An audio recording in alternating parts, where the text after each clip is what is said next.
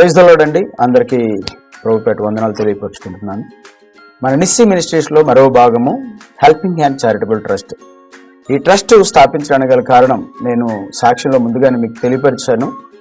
దేవుడు ఏదైతే చూపించాడో అనాథ పిల్లల కొరకు, దిక్కులేని వారి కొరకు, అలాగే పూర్ పీపుల్ కొరకు పరిచయం చేయాలనే ఆలోచన ఆసక్తితో ఈ యొక్క చారిటబుల్ ట్రస్ట్ ప్రారంభించామండి. మరి అనేక మంది పిల్లలకు, పెద్దవారికి, అలాగే మెయిన్ ఏంటంటే చాలామంది ఈరోజు ఆహారం కొరతతో ఎంతోమంది ఉన్నారు. అటువంటి వారిని కూడా చేర్చుకొని వారికి ఆదరణ కలిగి చేయడానికే ఈ చారిటబుల్ ట్రస్ట్ని ప్రారంభించడం జరిగింది. దేవుడు దీన్ని అధికంగా దీవించి ముందుకు తీసుకెళ్లాలని మీరు అందరూ ప్రార్థన చేసి సహకరించవలసిందిగా ప్రభుపేట మనవి చేస్తా ఉన్నాను. God bless you all.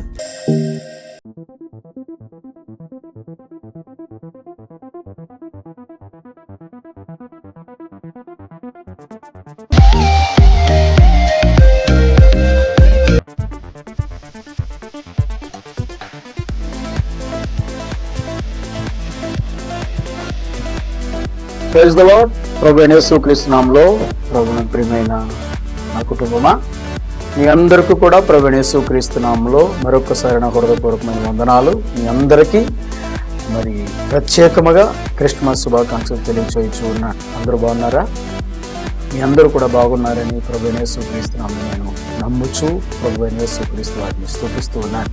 దగ్గరగా కూర్చోండి, శ్రద్ధగా దేవుని వాక్యం వినండి. ప్రార్థన చేసుకుందామా? నాతో ఏకీభవించండి. సకల ఆశీర్వాదములకు కారణభూతుడైన మా పరలోకపు తండ్రి, మీ పాదములకు స్తోత్రాలు చెల్లించుచున్నాను. మరొకసారి నిబిడలతో కలిసి ఇలాగూ మీ నామమును స్తుతించడానికి, మీ నామమును గణపరచడానికి ప్రభువా మీరు మాకు ఇచ్చినటువంటి ఘనత బట్టి స్తోత్రాలు, మహిమ, ఘనత, కీర్తి, ప్రభావం ఒక్కరికే చెల్లించుకొనిచున్నాం. అయినా ఈ సమయంలో ఎంతమంది అయితే ప్రభువా ఈ టీవీ దగ్గర కూర్చున్నారో, అయినా ఈ టీవీ ద్వారా స్వరం వింటున్నారు, ప్రార్థనలు ఏకీభవిస్తున్నారు, వారందరూ హృదయాలను ఎరిగిన దేవుడు, హృదయ రహస్యాన్ని ఒక్కడికే తెలుసును గనుక వారి హృదయాలను మీరు స్పందింపచేసి వినగలిగిన చెవులను, గ్రహించే మనస్సును, ప్రార్థనలో ఏకీభవించే ఆత్మను వారికి దయచేయమని, అనారోగ్యాలతో ఉన్న వారిని అందరినీ కూడా చేరదీసి స్వస్థపరచమని యేసుక్రీస్తు నామమున ప్రార్థించుచున్నాను తండ్రి, ఆమేన్. Praise the lord. ప్రియమైన కుటుంబమా, బాగున్నారా?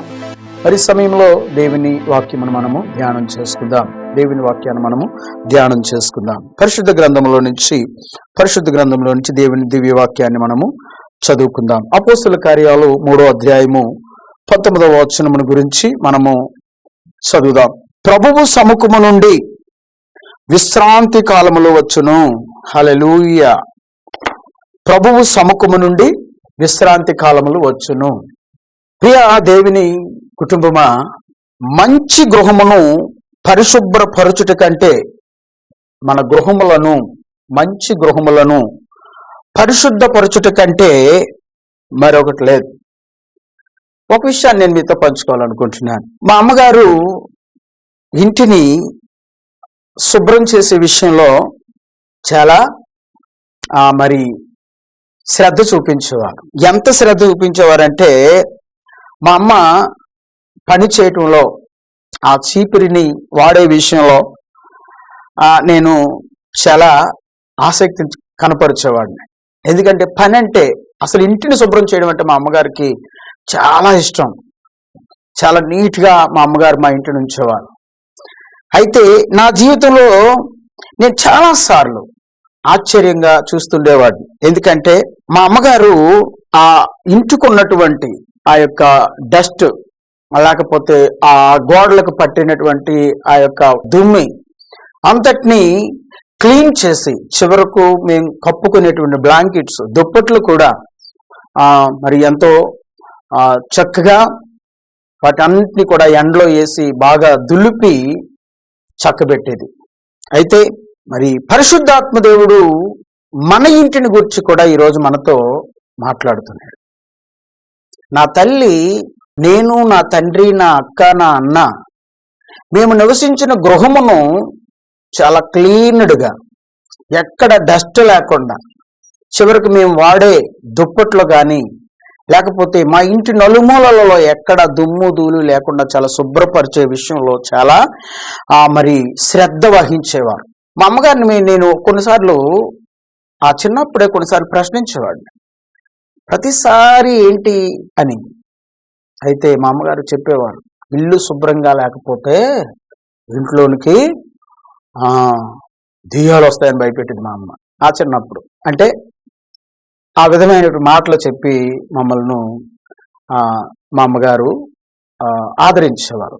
ఇల్లు శుభ్రంగా ఉండాలి అంటే మేము ఇంట్లో ఎలా పడితే అలా ఉండకూడదని కొన్నిసార్లు మా అమ్మగారు ఆ విధంగా మాట్లాడేవారు. అయితే చాలాసార్లు మనం పశ్చాత్తాపమును గురించి మాట్లాడినప్పుడు, రక్షణ లేని వారిని గురించి మనం మాట్లాడేటప్పుడు మనము ఏ విధంగా తలస్తామంటే, ఇక్కడ వాక్యం చెప్తుంది, ప్రభువు సముఖము నుండి విశ్రాంతి కాలంలో వచ్చును.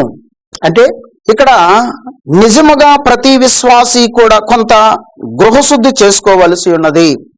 ఎందుకంటే విశ్రాంతి కాలం వచ్చుచున్నది గనుక నేను ఎప్పుడో లేకపోతే ఏదో ఒకసారి గృహమును శుద్ధి చేయటం, లేకపోతే ఇంటిని శుద్ధి చేసుకోవటం అనే అంశం కాదు, కానీ నిత్యము కూడా శుద్ధీకరణ చేసుకుని చూడండి. అలాగే ఆధ్యాత్మిక జీవితాన్ని కూడా అనుదినము కూడా మనము శుద్ధి చేయవలసిన వారమై ఉన్నాం. ఒక విషయం నేను చెప్పగలను, చాలాసార్లు చాలా విషయాలు మనం చూస్తే, ప్రభువు సముఖము నుండి విశ్రాంతి కాలంలో వచ్చుచున్నట్లు మీ కొరకు నియమించిన క్రీస్తు యేసును ఆయన పంపునట్లును మీ పాపములు తుడిచివేయబడు నిమిత్తము మార్పు నొంది తిరుగుడి. హల్లెలూయా. 19-20 వచనాలను చదివితే మార్పు నొంది, ఏం మార్పు చెందాలట? క్రీస్తు యేసు ఆయన పంపునట్లు మీ పాపములు తుడిచివేయబడు నిమిత్తం. ఇంటిని తుడిచివేసుకున్నటువంటి మనము మన పాపములు కూడా తుడిచివేయబడినట్లు, ఏమండి, తుడిచివేయబడి నిమిత్తం మార్పు నుండి దేవుని వైపు తిరగాలట. హల్లెలూయా. పశ్చాత్తాపము అనేది కూడా ఉజ్జీవంలో ఒక భాగం. మనం పోయిన వారం మాట్లాడుకున్నాం, ఉజ్జీవం ఎవరికి? నీకు, నాకు. అయితే ఉజ్జీవం కావాలనుకుంటున్న నీకు ఇక్కడ మాట్లాడుతున్నాడు దేవుడు, పశ్చాత్తాపం కూడా అవసరము. యథార్థమైన పశ్చాత్తాపం, యథార్థమైన పశ్చాత్తాపము నేటి కాలంలో సంఘానికి అవసరం. హల్లెలూయా. పశ్చాత్తాపం లేకుండా యథార్థమైన ఉజ్జీవము లేదు. ఈ సత్యాన్ని మనము గ్రహించాలి. అయితే ఒక కాపరిగా, ఒక దేవుని సేవకునిగా నేను పరిశుద్ధముగా జీవించడం గురించి మాట్లాడినప్పుడు నేను మొదటగా పరిశుద్ధముగా ఉండవలసి ఉన్నది. హల్లెలూయా.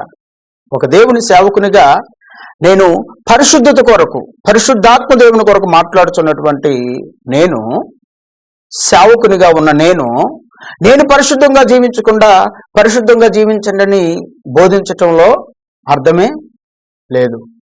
పశ్చాత్తాపం పొందకుండా నేను పశ్చాత్తాపం పొందని చెప్పటంలో అర్థమే లేదు. ఎందుకంటే బోధించేవాడు మొట్టమొదటిగా పాటించవలసిన వాడై ఉన్నాడు. కనుక నా ప్రియమైన దేవుని బిడ్డలారా, దేవుడు మనలను మంచి పాన్పు మీద నిద్రించమని మరియు మంచి పానీయము త్రాగమని చెప్పినాడు కనుక నీ కళ్ళు దేనిని చూచుచున్నవో జాగ్రత్తగా కలిగి ఉండమని ఆయన ఆజ్ఞాపించుచున్నాడు. నీవు సాతాను యొక్క పచ్చిక మీద ఆడుకొని దేవుని ఆశీర్వాదాలు పొందుకోలేవన్న సత్యం ఈ సమయంలో నువ్వు గ్రహించాలి. అర్థమవుతుందా ప్రియమైన సహోదరుడా, సహోదరి? నీ కళ్ళు దేనిని చూచుచున్నవో జాగ్రత్తగా కలిగి ఉండాలి. ఎందుకంటే దేవుని ఆశీర్వాదాలు అపవాదితో ఆడుకున్న వాళ్ళకి దొరకవు. నీవు సాతాను యొక్క పచ్చికల మీద ఆడుకొని ఆశీర్వాదాలు పొందుకొనలేవు. ఏ అనుమానం లేకుండా దేవుడు పవిత్రులుగా ఉండుటకు పిలుచుచున్నాడు అన్న సత్యాన్ని గ్రహించాలి. హల్లెలూయా. ఒక విషయం నేను మీతో తేటగా మాట్లాడాలనుకుంటున్నాను. యవనస్తుల కొరకు, యవన స్త్రీ కొరకు వాక్యము నా దగ్గర ఒక వాక్యం ఉన్నది. ఏంటంటే, నీ శరీరము నీకు చెందినది, దేవుని వాక్యములో ఉన్న పవిత్రత మరియు పరిశుద్ధతకు వ్యతిరేకముగా ఏ పురుషుడు నీ శరీరమును ముట్టనీయకము. ఒక స్త్రీకి ఇది చాలా అవసరం. అతడు ఏమి చెప్పినను నిన్ను నీవు పవిత్రంగా ఉంచుకోవాలి. నీ శరీరమును పరిశుద్ధాత్మక ఆలయము. నేను ఈ విషయం ఖచ్చితంగా చెప్పుచున్నాను. నీవు చెప్పవచ్చును, అతడు నన్ను ఎంతగానో ప్రేమిస్తారు. స్త్రీలు చాలా మంది, అమ్మాయిలు ఈ రోజుల్లో అపవిత్రతకు త్వరగా చోటిస్తారు, అమ్మాయిలైనా అబ్బాయిలైనా కూడా. చెడు అనే దానికి త్వరగా స్థానం. ఎందుకంటే అపవాది చాలా కుయుక్తిపరుడు, వాడు చాలా కుయుక్తిపరుడు. వాడు త్వరగా అపవిత్రతలోనికి ఈడ్చుకొని పోయే కొన్ని ప్రక్రియలను మన ముందు వాడు తయారు చేసి ముందు పెడతాడు. కనుక మన ఆలయము, దేవుడు మనకిచ్చిన ఈ పరిశుద్ధ ఆలయమును నేను ఈ విషయంలో ఖచ్చితంగా చెప్తున్నాను, నీవు చెప్పవచ్చును. ఏమని చెప్తాం మనం? అబ్బాయి అయితే అమ్మాయి నన్ను చాలా ప్రేమిస్తుంది, లేకపోతే అమ్మాయి చెప్తే అబ్బాయి నన్ను చాలా ప్రేమిస్తున్నాడు అని. అయితే నిజంగా అమ్మాయి నిన్ను ప్రేమిస్తే, నిజంగా అబ్బాయి నిన్ను ప్రేమిస్తే తప్పు చేయమని ప్రోత్సహించడు. ఈ సత్యాన్ని గ్రహించు ప్రియమైన దేవుని బిడ్డ. దేవునికి ఉన్నత ఆశీర్వాదములకు దగ్గరదారులు అంటే ఏముండవు. దేవుని ఆశీర్వాదాలు నువ్వు పొందుకోవాలంటే పెడతోవలు ఉండవు, షార్ట్ కట్స్ ఉండవు. వాక్యం చెప్తుంది, మనము నీతి నియమములు లేని గడియలలో ఉన్నాము. ప్రజెంట్ సిచ్యువేషన్ ఎలా ఉందో తెలుసా? నీతి నియమములు లేనటువంటి గడియలలో మనం బ్రతుకుతూ ఉన్నాం. లోకము పాపముతో నిండి ఉన్నది. ఎక్కడ చూసినా కూడా, ఏ కొసాను చూసినా కూడా పాపమే విలయతాండం ఆడుతూ ఉన్నది. కనుక పవిత్రమైన జీవితం జీవించటానికి మనలను మనము పరిశుద్ధాత్మ దేవునికి అప్పగించుకోవలసిన వారమై ఉన్నాం. పవిత్ర జీవితం జీవించాలి అంటే నీ వల్ల కాదు, కానీ నీ ఆలయమును అనగా నీ శరీరమును, నీ ఆత్మను, నీ ప్రాణమును విమోచించగలిగినటువంటి నజరేయుడైన యేసు క్రీస్తుకు నీవు అప్పగించుకోకపోతే ఈ లోకము నిన్ను ఈడ్చుకొని పోతుంది. ఈ సత్యాన్ని సంఘము గ్రహించవలసిన వారమై ఉన్నాం. కనుక ప్రియులారా, దేవుని కృప పాపము చేయటం ఇచ్చే అధికారపూర్వక అనుమతి కాదు, కానీ దేవుని శక్తి పాపము నుంచి విడుదల చేస్తుంది. హల్లెలూయా. దేవుని శక్తి పాపం నుంచి మనలను విడిపిస్తుంది. కనుక పాపము నుండి విముక్తి పొందినాము గనుక పాపము నిన్ను చంపదు, పాపం నిన్ను ముట్టదు. ఎందుకంటే దేవుడు నిన్ను విమోచించాడు, దేవుడు నిన్ను వాడుకుంటున్నాడు. కనుక నా ప్రియ దేవుని కుటుంబమా, దేవునితో మంచి సంబంధం మనం కలిగి ఉన్నప్పుడు, దేవునితో మంచి సంబంధాన్ని మనం కలిగి ఉన్నప్పుడు ఇశ్రాయేలీయులు ఎప్పుడు ఒక యుద్ధంలో ఓడిపోలేదు. గమనించాల్సిన విషయం ఏంటంటే, ఇశ్రాయేలీయులు ఎప్పుడు కూడా యుద్ధంలో ఓడిపోలేదు. కానీ మరి యెహోషువ 22వ అధ్యాయంలో మనం చూసినట్లయితే ఆకాను ఓటమికి కారకుడయ్యాడు. ఆకాను ద్వారా ఇశ్రాయేలీయులు ఓటమికి కారకులయ్యారు. కారణం ఏంటి? దోపుడు సొమ్ము తీసుకోవద్దని దేవుడు వారితో చెప్పినప్పుడు యుద్ధంలో దొరికినటువంటి దోపుడు సొమ్ము కొరకు ఆయన ప్రయాసపడ్డాడు. ఈరోజు నీకు కూడా ఓటమి లేదు, ఓటమి అంచులో నువ్వు నిలబడవు. ఎప్పుడు తెలుసా? ప్రభువైన యేసు క్రీస్తుతో నువ్వు సరి అయిన సంబంధాన్ని కలిగి పరిశుద్ధ జీవితం జీవిస్తూ ప్రభు కొరకు బ్రతికితే, నీ ఇంటిని ప్రభువుకి నువ్వు సమర్పిస్తే, నీ మందిరాన్ని నీ ప్రభువుకు నీకు సమర్పించగలిగితే, నీ మందిరంలో పరిశుద్ధత నివాసం చేస్తే, నీ మందిరంలో ప్రభువైన యేసు క్రీస్తు వారు నివసిస్తే, నీ మందిరాన్ని తాకేవాడు గాని, నీ ఆధ్యాత్మిక స్థితిని కూల్చేవాడు గాని ఈ భూమి మీద ఎవడూ లేడు. కానీ ఈరోజు ఆకానులాగా, ఆకాను వద్దన్న పని చేసి దేవునికి దూరమైపోయిన పరిస్థితి, ఓటమి సభ చూసిన పరిస్థితి, ఆయన వలన కొంతమందిని ఇశ్రాయేలు పోగొట్టుకోవాల్సినటువంటి పరిస్థితి వారికి ఏర్పడింది. కనుక ప్రియమైన దేవుని బిడ్డలారా, మనము ఆలోచించిన విషయం ఏంటంటే, ఆకాను తెచ్చిన దానిలో కొంత తీసుకొని తన గుడారంలో దాచుకున్నాడు గనుక ఆకాను తప్ప అందరూ సరి అయినది చేసి ఉన్నారు.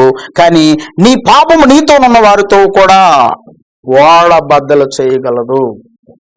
ఈ విషయాన్ని మనము గ్రహించి ప్రభువును వెంబడించాలి. నీ కుటుంబం ఈరోజు నీ కుటుంబం విచ్ఛిన్నమైపోతుంది, నీ కుటుంబము పడిపోతుంది, చెడిపోతుంది. లేకపోతే నువ్వు నీ కుటుంబంలో ఫలభరితంగా లేవు. కారణం ఏంటో తెలుసా? ఎక్కడో లోపము ఉంది. ఆ లోపము నీవే అయి ఉండొచ్చు. పరిశుద్ధపరచబడటానికి దేవుడిని వాడుకోవాలని ఆశపడతా ఉన్నాడు. కనుక నా ప్రియ దేవుని సంగమా, మన యొక్క దేశంలో జరుగుతున్న కార్యాలను చూసినప్పుడు ఈ సమస్య రాజకీయ సమస్య కాదు, కానీ అది పాపమును గుర్చిన సమస్య. ప్రతి ఒక్కరు తన పాపమును గుర్తెరిగి దానిని ఒప్పుకోవాలని దేవుడు ఎదురు చూస్తూ ఉన్నాడు. దేవుడట మానవులు తన పాపములను గుర్తెరగాలి. ఫస్ట్ ఆఫ్ ఆల్ నేను పాపిని అని గ్రహించి తన పాపములు ఒప్పుకొని దేవుని ఎదుట సాగిలి పెడితే దేవుడు తన పాపంలో నుంచి వారిని విడుదల చేస్తాడు. కనుక ప్రియ దేవుని సంగమ, దేవుని బిడ్డలారా, ఉజ్జీవములో ఉన్న దైవ భయమును మనము నూతన పరుస్తుంది. అయితే మనుషులు దొరికిపోతామేమో అనే మాత్రము దైవ భయం కాదు. హల్లెలూయా. మనుషులట పాపం చేసి దొరికిపోతామేమో అని చెప్పి భక్తి చేస్తారు. అది కాదు దైవ భయం అంటే. దైవ భయం అంటే ఏంటంటే నీవు మానవుని కంటే దేవుని గురించిన ఎక్కువ శ్రద్ధ కలిగి ఉండాలనేది దేవుని యొక్క ఉద్దేశం. చాలా మంది మనుషులు కనుక నా ప్రియ దేవుని బిడ్డ, మరి నూతన నిబంధన గ్రంథంలో చూసినప్పుడు 2 నుంచి 3వ వంతు మనము ఏమి చేయవలనో ఏమి చేయకూడదో తెలుపుచున్న గ్రంథం. ఈ శాస్త్రయుక్తమైనటువంటి ఆ బైబిల్ గనుక అది నీవు అనుకున్నట్లయితే అప్పుడు నీవు పౌలు కూడా ధర్మశాస్త్రం అనే వ్యక్తి అని చెప్పబడతావు. ఈ సత్యాన్ని మనం గ్రహించాలి. అంతేగాని నీకు నచ్చిన జీవితం నువ్వు జీవించేసి నా ఇల్లు దేవుడు జ్ఞాపకం చేసుకోలేదు, నన్ను దేవుడు జ్ఞాపకం చేసుకోలేదు అని చెప్పడానికి వీలు లేదు. ఇంకో విషయం చెప్తాం. పరిశుద్ధాత్మ దేవుడి సన్నిధిలో పశ్చాత్తాపం అనేది విచారించట కన్నా గొప్ప విషయం. అయితే దేవుడు ద్వేషించిన దానిని నువ్వు ద్వేషించాలి. దేవుడు దేనినైతే ద్వేషిస్తున్నాడో, దేవుడు దేనినైతే వద్దంటున్నాడో, దేవుడు దేనినైతే తాకకూడదు అంటున్నాడు, నువ్వు కూడా దేవుని యొక్క మనస్సును కలిగి దేవునితో నీవు నడిచినప్పుడు ఏ విషయంలోనూ కూడా నువ్వు తొందరపాటు నిర్ణయాలు తీసుకోవు. ఏ విషయంలోనూ కూడా అపవాదికి నువ్వు చోటవు. కనుక ప్రియ దేవుని బిడ్డ, ఆయన ప్రేమించిన దానిని ప్రేమించట్లో మనము కూడా సిద్ధహస్తులమై ఉండాలి. పశ్చాత్తాపము నీవు చేయుచున్న దానిలో మార్పులను తీసుకొని రాకపోతే అది యథార్థమైన పశ్చాత్తాపం కాదు. నువ్వు పశ్చాత్తాపంతో ప్రార్థన చేస్తున్నానంటే మార్పేది? చాలాసార్లు పశ్చాత్తాపంతో ప్రార్థన చేస్తున్నాను అయ్యగారు, ఏమీ జరగట్లేదు. కాదు, నువ్వు నిజమైన పశ్చాత్తాపం కలిగి ప్రభు సన్నిధిలో లేవు. నిజమైన పశ్చాత్తాపం నీలో లేదు కనుకే కార్యాలు మనము చూడలేకపోతున్నాం. పశ్చాత్తాపంతో ప్రభు పాదాల దగ్గరికి రా, అప్పుడు గొప్ప ఉజ్జీవాన్ని చూడగలుగుతావు నీ జీవితంలో. పశ్చాత్తాపంతో పరిశుద్ధాత్మ దేవుడి పాదాల దగ్గరికి రా, గొప్ప పెనుమార్పును చూస్తావు ప్రభు పాద సన్నిధిలో. హల్లెలూయా, హల్లెలూయా. ప్రియమైన దేవుని బిడ్డ, ఒకవేళ ప్రకటింపబడిన సువార్త నేను మార్చలేకపోతే నీవు చేయాలనుకున్న పెద్ద శబ్దం చేసిన అది గనగనలాడు తాళము వంటిది. పశ్చాత్తాపం అనేది వినుటకు మాత్రమే కాదు, కానీ దేవుని మాటకు లోబడుట, ఏది సరి అయినదో తెలుసుకొనట, అదే పశ్చాత్తాపం. కనుక ప్రియమైన దేవుని బిడ్డలారా, ఈరోజు మనము నేర్చుకున్నది ఏంటంటే మన గృహము, మన ఇల్లు, దేవుడు మనకిచ్చినటువంటి ఈ దేహం అనే దేవాలయము నువ్వు అనుదినము కూడా క్లీనప్ చేసుకుంటూ ప్రభువుని నీ సన్నిధిలో, ప్రభు సన్నిధిలో నిన్ను నీవు ప్రతిష్ఠించుకోవాలి. అది గొప్ప ఉద్యోగంలోనికి నిన్ను తీసుకొని వెళుతుంది. ఇంకో విషయాన్ని మనం చూద్దాం. ఇక్కడ కీర్తనల గ్రంథము 19వ అధ్యాయము 14వ వచనాన్ని ఒకసారి చూద్దాం. కీర్తనల గ్రంథము 14వ వచనం వాక్యం సెలవిస్తా ఉంది. యెహోవా నా ఆశ్రయదుర్గమా, నా విమోచకుడా, నా నోటి మాటలను, నా హృదయ ధ్యానమును నువ్వు దృష్టించి ఆలకించుము. దేవుని సన్నిధిలో దేవుని సేవకుని ప్రార్థన, ఆయన ఆశ ఏంటట? నా ఆశ్రయదుర్గమా, నా రక్షణ శృంగమా, నా విమోచకుడా, నా నోటి మాటలను, నా హృదయ ధ్యానమును నీవు నీ దృష్టికి అంగీకారములుగా ఉండును గాక అంటాడు. మనం చేయుచున్నది దేవునికి సంతోషం కలిగించేదిగా లేదని నువ్వు గ్రహించినప్పుడు దాన్ని సంతోషకరమైన దినము కాదు. హల్లెలూయా. కనుక ప్రియులారా, మనము దేవుని సన్నిధిలో నేను జ్ఞాపకం చేసుకుంటున్నాను, మనము చెప్పలేని, నేను మీకు చెప్పలేనటువంటి ఎన్నో విషయాలను మనము దేవునితో గడిపితే దేవుడు మనకు చెప్తాడు. దేవుడు ఎవరిని కూడా విడిచిపెట్టే దేవుడు కాదు. ఎందుకో తెలుసా, బైబిల్ చెప్తుంది. బైబిల్ వాక్యాన్ని మనం ధ్యానం చేసుకోవాలి. బైబిల్ వాక్యాన్ని మనము ధ్యానం చేసుకోవాలి. అయితే యెహోవా నా మాటలను చెవిని పెట్టుము, నా ధ్యానం మీద లక్ష్యం ఉంచము. భక్తుడైన దావీదు మాటలు.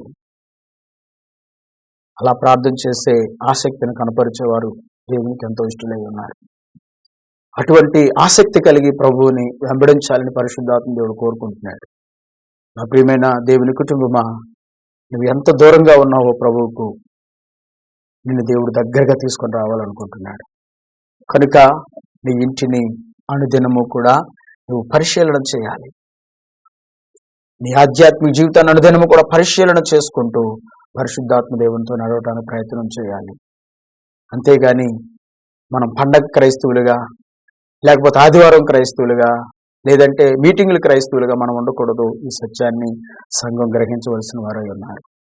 కనుక దేవా, నీ సన్నిధిలో ఇదిగో నా జీవితమును పరిశోధించు ప్రభువా అని ప్రభు పాదాల దగ్గర వస్తే, ఇదిగో ఈ రోజే బలమైన కార్యం నీ జీవితంలో దేవుడు చేయబోతున్నాడు. బలమైన కార్యాన్ని దేవుడిని జీవితంలో చేసి నిన్ను ఉన్నతమైనటువంటి తన రాజ్యానికి వారసురాలుగా చేయబోతున్నాడు. కనుక నా ప్రియ కుటుంబమా, దేవుని బిడ్డలారా, మనము దేవుని సన్నిధిలో మన ప్రార్థనా జీవితాన్ని బట్టి, మన యొక్క ప్రార్థనా జీవితాన్ని బట్టే మన ఆశీర్వాదాలు ఉంటాయి. మన భక్తి జీవితాన్ని బట్టే దేవుని సన్నిధిలో మనకు దీవెనలు ఉంటాయి. ఈ విషయాలు మర్చిపోవద్దు. ఎందుకంటే ఆశీర్వాదాలు అనే ఊరికే రావు. ఆశీర్వాదం కావాలి అంటే పశ్చాత్తాపం ఉండాలి. పశ్చాత్తాపం కలిగిన నీవు దేవుని సన్నిధిలో ఉజ్జీవముతో ప్రభువులో నీ భక్తి జీవితాన్ని కొనసాగించాలి. అంత మాత్రమే కాదు, కానీ పశ్చాత్తాపమునకు కలిగినటువంటి గొప్ప ఆశీర్వాదం ఏంటంటే, నువ్వు అన్ని విషయాల్లో ఘనమైన స్థితిలో దేవుడిని తీసుకొని వెళ్తాడు. అట్టి కృప, అట్టి ఆత్మ నడిపింపు పరిశుద్ధాత్మ దేవుడు మన జీవితాల్లో దయచేయునుగాక. ఆమేన్. ప్రభునందు ప్రియమైన కుటుంబమా, మరి మనము ఈ యొక్క సంవత్సరం చివరి దినాల్లో మనమున్నాం. మరో కొన్ని దినాల్లో ఈ సంవత్సరానికి మనం గుడ్ బై చెప్పేసి నూతన సంవత్సరాన్ని ఎదుర్కోబోతున్నాం. కనుక ఎలా ఎదుర్కొందాం, ఎలాంటి నిర్ణయాలు తీసుకొని ప్రభు సన్నిధిలో నూతన సంవత్సరంలో అడుగు పెడదాం అనుకుంటున్నారు? ఒకసారి మనం పరిశీలన చేసుకుందామా? ఎందుకంటే ఇదిగో పాతవి గతించును, సమస్తమును కొత్తవాయను. పాతవేంటి? మన బ్రతుకుల్లో ఏదైతే దేవునికి వ్యతిరేకముగా ఉందో, ఏదైతే ప్రభువుకి నచ్చనిది నాలో ఉందో వాటన్నిటిని విడిచిపెట్టి నూతన శక్తి, నూతన బలము, నూతన అభిషేకము, నూతన ఆత్మ, నూతన ఉజ్జీవం, తిరిగి మరలా మన మొదటి ప్రేమ, మొదటి ఆసక్తి, మొదటి మనకున్నటువంటి ఏదైతే కలిగుండి ప్రభువును వెంబడించామో మరలా మొదటి స్థితిలోనికి వెళ్ళాలని సంపూర్ణ ఆసక్తితో నూతన సంవత్సరాన్ని మనము స్వాగతిద్దాం. కనుక నాతో కలిసి మీరు అందరూ ప్రార్థన చేయండి. ప్రార్థన ద్వారా దేవుడు అద్భుతంగా నిన్ను నూతన సంవత్సరాన్ని ఎదుర్కోవటానికి సిద్ధపరుస్తాడు. ఈ యొక్క మాటలు నీ హృదయంలో బలముగా పనిచేయాలని కోరుకుంటూ ప్రార్థన చేస్తున్నాను. నాతో కలిసి ప్రార్థనలో ఏకీభవించండి. మహాపరిశుద్ధుడా, మమ్మల్ని అతిమికలుగా ప్రేమించుచున్న మా పరలోకపు తండ్రి, మీ పాద పద్మాలకు స్తోత్రాలు డాడీ. ఇదిగోనైనా మరి ఇంతవరకు కూడా మా ఇంటిని గూర్చి, మా హృదయములను గూర్చి, నీవు మాకు ఇచ్చినటువంటి దేహం అనే ఆలయమును గూర్చి కొన్ని విషయాలు మేము మాట్లాడుకున్నాం ప్రభువా. నిజమే నాయనా. అయ్యా, ఈ 2025 చివరి దినాలను మేము వచ్చి నీ పాదాల దగ్గర మా ఇంటిని మేము ప్రభువా ఎలా సిద్ధపరచుకోవాలో, ఎలా క్రమపరుచుకోవాలో, ఎలా నిన్ను ఎదుర్కోవాలో, ఏ విధంగా నీ సన్నిధిలో ప్రభు మేము నడుచుకోవాలో మాతో సూటిగా తేటగా మాట్లాడావు బాబు. నీకు వందనాలు. ఇదిగో ఈరోజు నాయనా తండ్రి, నీ సన్నిధిలో మొరపెట్టుచు నా సన్నిధి నాయనా, ఇదిగో నా ఎద్దుకు వచ్చిన వారు తమ్మును తాము ప్రభువా తండ్రి నాయన సరి చూసుకొని వెంబడించిన ఎడల వారికి నూతన జీవాన్ని కలిగి చేస్తాను వాగ్దానం చేస్తావు గనుక ప్రభువా నీ వాగ్దానాన్ని ఎత్తిపట్టుచు ఉన్నాం తండ్రి. సంఘమును, కుటుంబమును అయ్యా, ఇదిగో ఈ స్థలంలో కూర్చుని నీ బిడ్డలందరిని బట్టి నీకు స్తోత్రాలయ్యా. ప్రతి వారిని నూతన పరచండి అయ్యా. నూతన ఆత్మ, నూతన శక్తి, నూతన బలము దయచేయండి. ఇక్కడ ఉన్న వారందరినీ కూడా పరిపూర్ణంగా మీరు ముట్టి స్వస్థపరచండి. నూతన సంవత్సరంలో ఎవరు కూడా అనారోగ్యాలతో నాయన నూతన సంవత్సరాన్ని ఎదుర్కోకూడదు. ప్రతి ఒక్కరూ పరిపూర్ణమైన స్వస్థతలు పొందుకొని ఆరోగ్యాలు పొందుకొని ప్రభువా, నూతన ఆసక్తితో, నూతన బలముతో, నూతన అభిషేకం పొందుకొని ప్రభువా, నూతన సంవత్సరాన్ని ఎదుర్కోవటానికి ప్రతి ఒక్కరిని సిద్ధపరచమని, సిద్ధ హృదయాలు కలుగు చేయమని, వారిలో ఉన్నటువంటి ప్రతి బలహీనతలో నుంచి విడుదల చేయమని, మీరే మహిమ, ఘనత, కీర్తి, ప్రభావాలు పొందమని యేసు క్రీస్తు వారి యొక్క ప్రశస్తమైన నామంలో ప్రార్థించి స్తుతించి ఘనపరిచి వేడుకొనుచున్నాను తండ్రి. ఆమేన్, ఆమేన్, ఆమేన్. మన పరమ తండ్రి దేవుని ప్రేమయు, మన రక్షకుడైన యేసు క్రీస్తు వారి యొక్క కృపయు, పరిశుద్ధాత్మ దేవుని అన్యోన్య సహవాసము, ఆశీర్వాదం ఇప్పుడు ఎల్లప్పుడు సదాకాలము ఈ టీవీ వీక్షిస్తున్నటువంటి మీ బిడ్డలకును, సర్వలోకములో మిమ్మల్ని సేవించుచున్న మీ దాసులకును, పరిశుద్ధులకును సదాకాలము నీ కృప, నీ సన్నిధి, నీ ప్రసన్నత తోడైన నడిపించును గాక. ఆమేన్, ఆమేన్, ఆమేన్. Praise the Lord. మీ అందరికీ కూడా ప్రభుపేట వందనాలు తెలియజేస్తున్నాను. God bless you, God bless you all. Praise the Lord అండి. అందరికీ ప్రభుపేట వందనాలు తెలియపరుచుకుంటున్నాను. మన నిస్సి మినిస్ట్రీస్లో మరో భాగము హెల్పింగ్ హ్యాండ్ చారిటబుల్ ట్రస్ట్. ఈ ట్రస్ట్ స్థాపించడానికి గల కారణం నేను సాక్ష్యంలో ముందుగానే మీకు తెలియపరిచాను. దేవుడు ఏదైతే చూపించాడో అనాథ పిల్లల కొరకు, దిక్కులేని వారి కొరకు, అలాగే పూర్ పీపుల్ కొరకు పరిచయం చేయాలనే ఆలోచన, ఆసక్తితో ఈ యొక్క చారిటబుల్ ట్రస్ట్ ప్రారంభించామండి. మరి అనేక మంది పిల్లలకు, పెద్దవారికి, అలాగే మెయిన్ ఏంటంటే చాలామంది ఈరోజు ఆహారం కొరతతో ఎంతోమంది ఉన్నారు. అటువంటి వారిని కూడా చేర్చుకొని వారికి ఆదరణ కలిగి చేయడానికే ఈ చారిటబుల్ ట్రస్ట్ని ప్రారంభించడం జరిగింది. దేవుడు దీన్ని అధికంగా దీవించి ముందుకు తీసుకెళ్లాలని మీరు అందరూ ప్రార్థన చేసి సహకరించవలసిందిగా ప్రభువు గారు మనవి చేస్తూ ఉన్నాను. God bless you all.